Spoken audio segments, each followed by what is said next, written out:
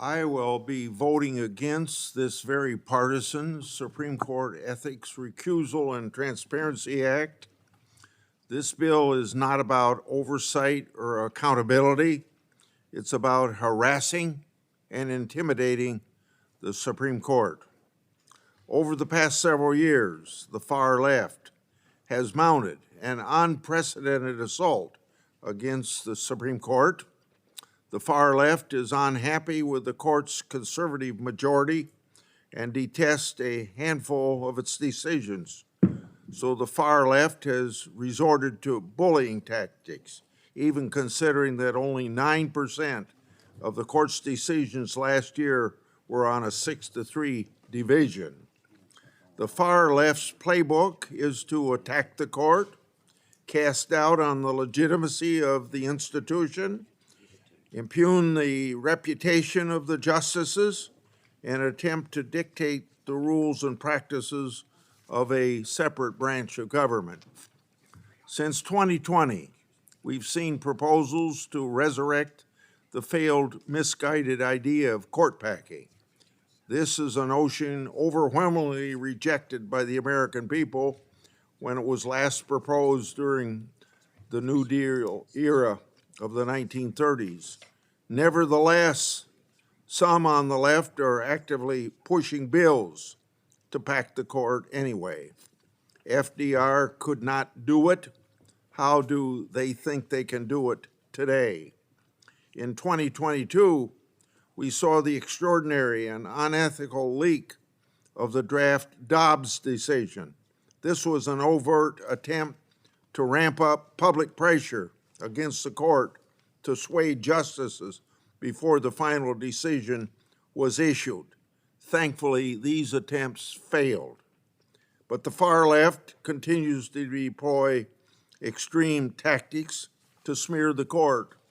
Conservative justices' homes addresses were publicly posted and shared. Protesters hold weekly demonstrations outside the private homes of justices in violation of federal statute. Justices and their families have been confronted in public, even at restaurants, and sometimes on vacation. This has resulted in a real physical security concern and at least one assassination attempt. Some of these justices have young children who witness these shocking acts of intimidation.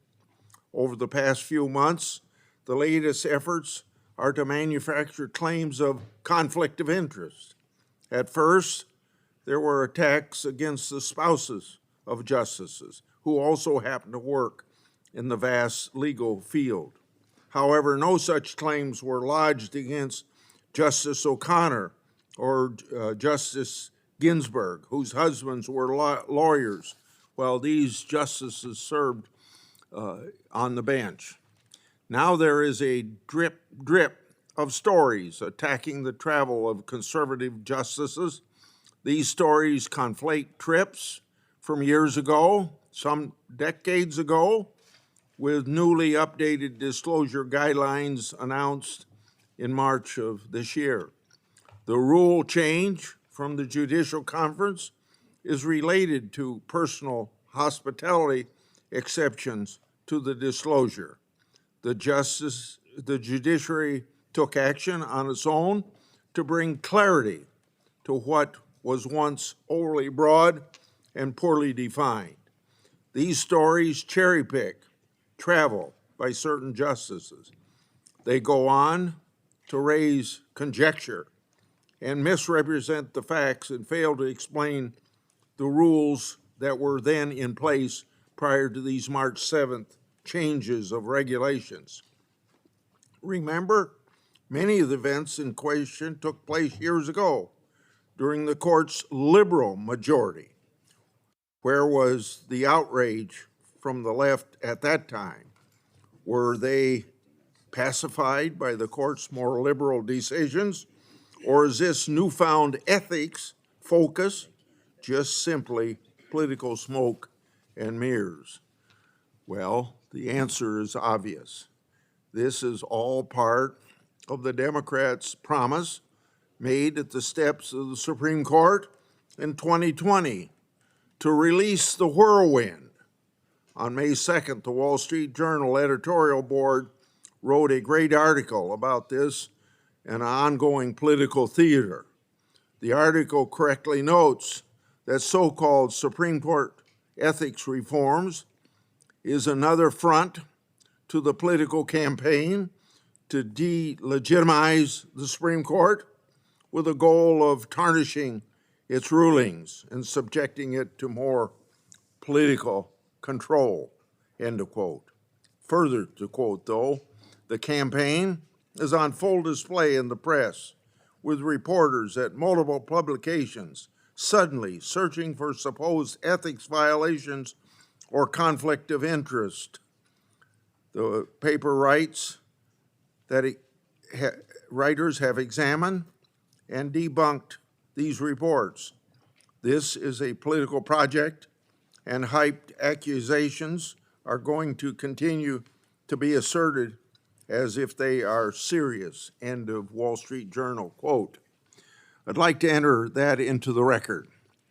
The far left is now calling for purported ethics reforms and recusal reform for the Supreme Court. Chief among them is this bill before us, which raises constitutional concerns, because Article 3, Section 1, Clause 1 of the Constitution states, quote, "The judicial power of the United States shall be vested in one Supreme Court and in such inferior courts as Congress may, from time to time, ordain and establish," end quote. Unfortunately, this bill usurps the Constitution. It presents a clear separation of powers issue. It also calls for various lower court judicial panels to review and rule on the actions of the one Supreme Court and its justices. So, can you imagine? Lower courts established by Congress would be tasked with policing the Supreme Court in ways our founders sought to avoid. In all of the hearings the Judicial Committee has had on this topic, not one witness was able to articulate effectively how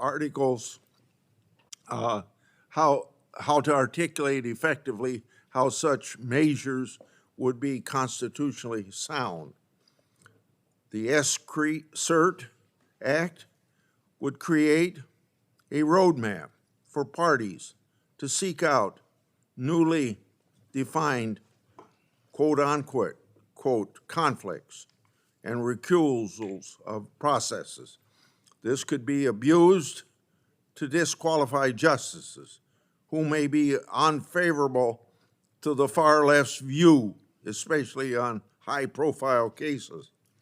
This bill, as currently written, risks undermining the independence and the integrity of the Supreme Court. Chief Justice John Roberts, in his letter to Chairman Durbin, dated April 25th, included a, quote, "statement on ethics, principles, and practices," end of quote. This statement, undersigned by all justices, reaffirms their commitment to upholding the integrity of the court. So that should also be submitted for the record of this committee. This was signed by all sitting justices. I'd also like to enter, I've already said that.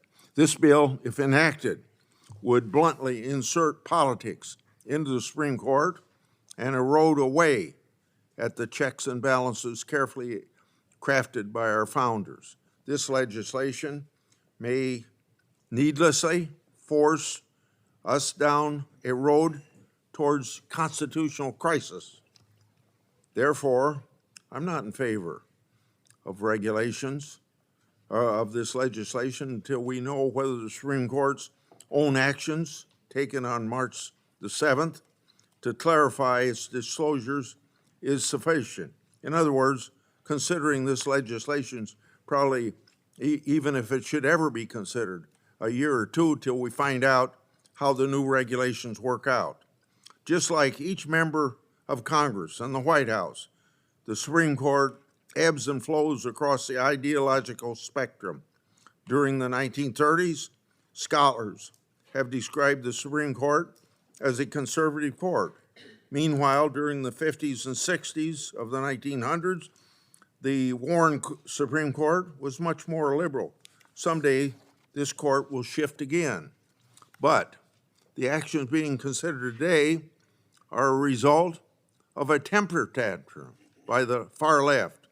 The left dislikes certain recent Supreme Court decisions and are unable to unilaterally ram their policy proposals through the Congress. These efforts to hijack the Supreme Court must stop.